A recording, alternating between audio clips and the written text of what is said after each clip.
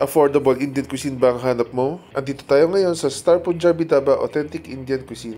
Hidden gem ito ng Brookside Hills, Cainta, Rizal. Tuwing Mondays to Thursdays, meron silang buffet for as low as $3.99 lang. Matitikman mo na ang iba't ibang Indian cuisine. Maliit lang yung area nila, so kasya lang dito siguro around 20 persons. Usually kasi mga tao pinapag-grab lang.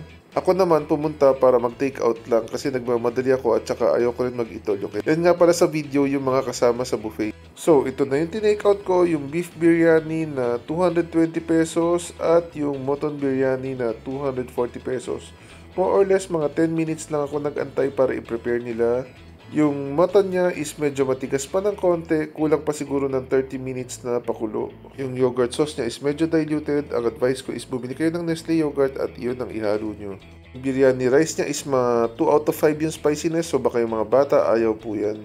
Yung mutton niya is may kasamang buto-buto, so mas konti yung laman. Yung beef niya, puro laman, so mas marami siya. Ang babalikan ko dito ay yung beef biryani at next time try ko orderin yung chicken biryani which is parang 140 pesos lang. Thanks for watching everyone. Hope you enjoyed the video.